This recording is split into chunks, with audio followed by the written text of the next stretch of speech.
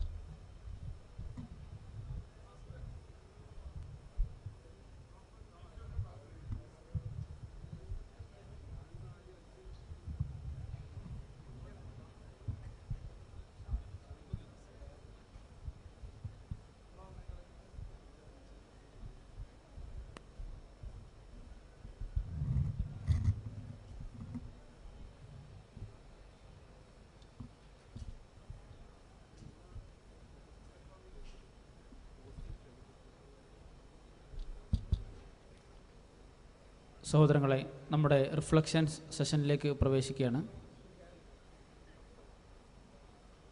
ദൈനംദിന ജീവിതത്തിൽ വ്യത്യസ്തങ്ങളായ പ്രതിസന്ധികളും വെല്ലുവിളികളും അഭിമുഖീകരിക്കുന്ന നമ്മളെ സംബന്ധിച്ചിടത്തോളം ജീവിതത്തിൻ്റെ മാർഗതടസ്സങ്ങളിലും വൈതരണികളിലും എന്തു സമീപനം സ്വീകരിക്കണം എന്ന് കൃത്യമായ ദിശാബോധത്തിൻ്റെ സൂചകമാണ് റിഫ്ലക്ഷൻസ്. നേരത്തെ വ്യത്യസ്ത സമയങ്ങളിൽ എഴുതി കിട്ടിയ ചോദ്യങ്ങളും സദസ്സ് ഇനിയും ഉയർത്തിവിടാൻ ആഗ്രഹിക്കുന്ന സംശയങ്ങൾക്കും ദൂരീകരണം കണ്ടെത്തുന്ന ഈ സെഷനിൽ അതിൻ്റെ ഫലപ്രദമായ ഇടപെടൽ നിങ്ങളുടെ ഭാഗത്തുണ്ടാവണമെന്ന് ഓർമ്മപ്പെടുത്തുകയാണ്.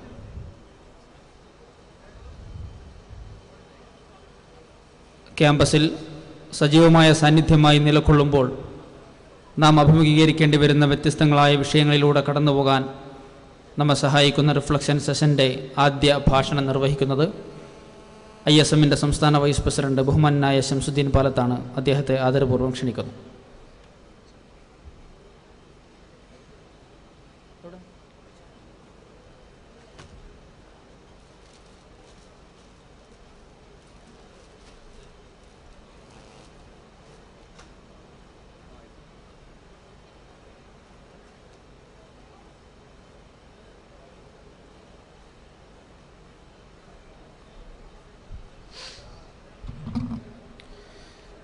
السلام عليكم ورحمة الله.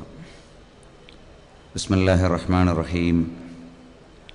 الحمد لله رب العالمين والصلاة والسلام على رسوله الأمين وعلى آله وأصحابه أجمعين.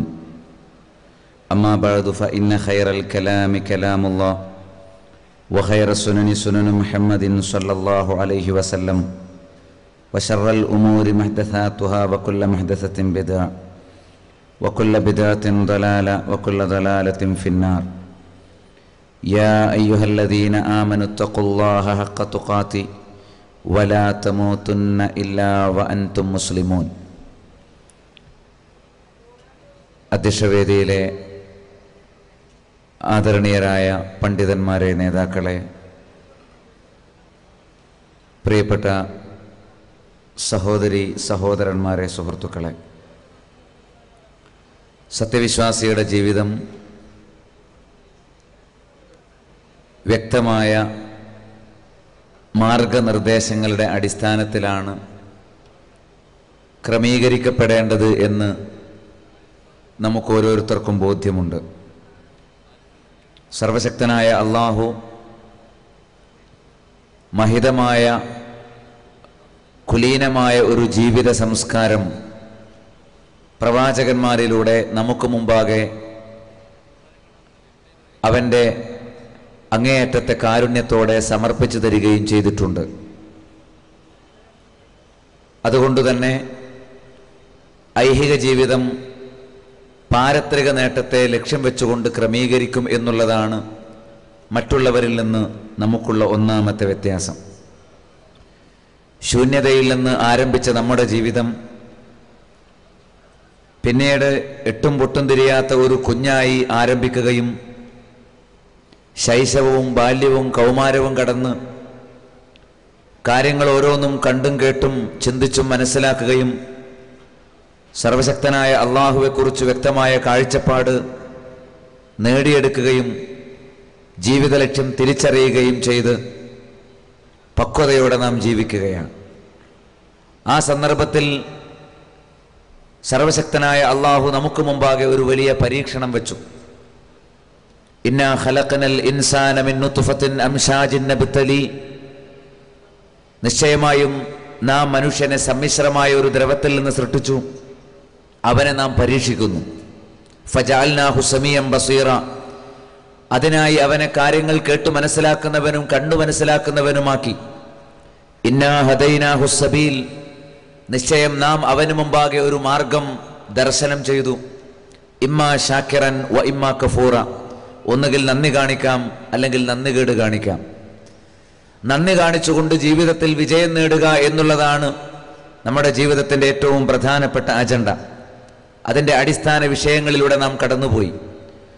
ലാ ഇലാഹ ഇല്ലല്ലയുടെ അടിത്തറയിൽ ജീവിതം നയിക്കുന്ന നമ്മെ സംബന്ധിച്ചിടത്തോളം വ്യക്തി ജീവിതത്തിലേക്ക് കടന്നു വരുമ്പോൾ പ്രത്യേകമായി ശ്രദ്ധിക്കേണ്ട നിർണായകമായ നിർദ്ദേശങ്ങൾ നബി സല്ലല്ലാഹു അലൈഹി വസല്ലമയിലൂടെ നൽകപ്പെട്ടിട്ടുണ്ട്. സ്വഹാബത്തിനെ നബി സല്ലല്ലാഹു അലൈഹി വസല്ലം എങ്ങനെയാണോ വളർത്തിയെടുത്തത്, ആ കാര്യം പ്രത്യേകമായി നാം ശ്രദ്ധിക്കേണ്ടതുണ്ട് എന്ന് കാണാൻ സാധിക്കും. കദാലിക ജഅൽനാകും ഉമ്മത്തൻ വസത ലിതകൂനു ശുഹദാ അലന്നാസ്, അപ്രകാരം നിങ്ങളെ കൃത്യനിലപാട് സ്വീകരിക്കുന്ന ഒരു സമൂഹമാക്കി മാറ്റി, നിങ്ങൾ ബഹുജനങ്ങൾക്ക് മാതൃകയാകുന്നതിനു വേണ്ടി എന്ന് നബി സല്ലല്ലാഹു അലൈഹി വസല്ലം വാർത്തെടുത്ത സമൂഹത്തെ പ്രശംസിച്ചുകൊണ്ട് വിശുദ്ധ ഖുർആൻ പറയുകയുണ്ടായി. ആ സമൂഹം ജീവിതത്തിന്റെ എല്ലാ ഘട്ടത്തിലും കൃത്യമായ ഒരു സംസ്കാരം സ്വീകരിക്കുകയും ഉൾക്കൊള്ളുകയും ചെയ്തു പോന്നിരുന്നു എന്ന് കാണാം. അതിൽ ഇന്നല്ലാഹ ലാ യുഗയ്യിറു മാ ബിഖൗം ഹത്താ യുഗയ്യിറു മാ ബിഅൻഫുസിഹിം, ഒരു ജനതയെയും തീർച്ചയായും അള്ളാഹു മാറ്റം വരുത്തുകയില്ല അവർ അവരുടെ നഫ്സുകൾക്ക് മാറ്റം വരുത്താതെ. നമ്മെ തന്നെയാണ് മാറ്റേണ്ടത്. അതുകൊണ്ട് ഒരു വ്യക്തി അവന്റെ ജീവിതത്തിൽ ഓരോ രംഗത്തും ഏത് നിലപാട് സ്വീകരിക്കണമെന്ന് കൃത്യമായി നാം അറിയണം. ജീവിതം പരീക്ഷണഘട്ടമായതുകൊണ്ട് തന്നെ മിന്നുന്നതെല്ലാം പൊന്നാണെന്ന് കരുതുക നിർവാഹമില്ല.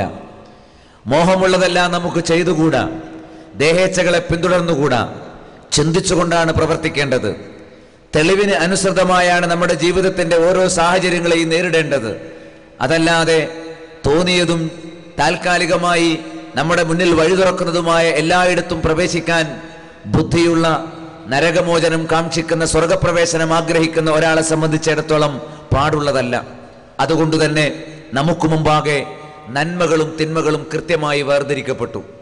പ്രമാണങ്ങളിലൂടെ ധർമ്മം എന്താണ് അധർമ്മം എന്താണ് എന്ന് വ്യക്തമായി പഠിപ്പിക്കപ്പെട്ടു. വനഫ്സിൻ വമാ സവ്വാഹ ഫഅൽഹമഹാ ഫുജൂറഹാ വതഖ്വാഹാ, മനസ്സ് തന്നെ സത്യം, അതിനെ സമീകരിച്ച രീതി തന്നെ സത്യം. അതാ ആ മനസ്സിലേക്ക് അതിൻ്റെ ധാർമ്മികതയും അതിൻ്റെ അധാർമികതയും നാം സന്നിവേശിപ്പിക്കുകയുണ്ടായി. നാം അവർക്ക് ബോധനമായി ഇട്ടുകൊടുത്തു. ഖദ് അഫ്ലഹ മൻ സക്കാഹ വഖദ് ഖാബ മൻ ദസ്സാഹ, മനസ്സിനെ ശുദ്ധീകരിച്ചവൻ ആരാണ്, അവൻ വിജയം നേടി. മനസ്സിനെ മലീമസമാക്കിയവൻ ആരാണ്, അവൻ പരാജയപ്പെട്ടു എന്ന് വ്യക്തമായി പഠിപ്പിച്ചു. അതുകൊണ്ട് സ്വർഗത്തിലേക്കും നരകത്തിലേക്കും വ്യത്യസ്തമായ വഴികളാണ് എന്ന തിരിച്ചറിവ് ജീവിത സംസ്കാരത്തിൽ സത്യവിശ്വാസികളെ മറ്റുള്ളവരിൽ നിന്ന് വ്യത്യസ്തമാക്കും എന്ന് കാണാൻ കഴിയും. ലോകത്ത് എല്ലാ മനുഷ്യരും ചെയ്യുന്ന, പരലോകത്തെപ്പറ്റി ചിന്തയില്ലാത്തവരും പടച്ചവനെ അറിഞ്ഞുകൂടാത്തവരും താൽക്കാലിക ലാഭങ്ങൾക്ക് പ്രാധാന്യം കൊടുക്കുന്നവരുമായ ആളുകൾ ചെയ്തു കൂട്ടുന്ന മുഴുവൻ കാര്യങ്ങളും പ്രവർത്തിക്കാൻ സ്വർഗം കാക്ഷിക്കുന്ന ഒരു സത്യവിശ്വാസിക്ക് പാടുള്ളതല്ല. വ്യക്തമായ മാർഗരേഖയുടെ അടിസ്ഥാനത്തിൽ മാത്രമേ പോകാവൂ.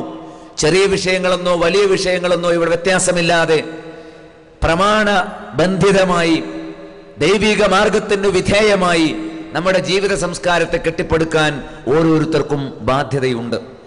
അതുകൊണ്ട് തന്നെ അതിലേറ്റവും നിർണായകമായത് ബന്ധങ്ങളാണ്.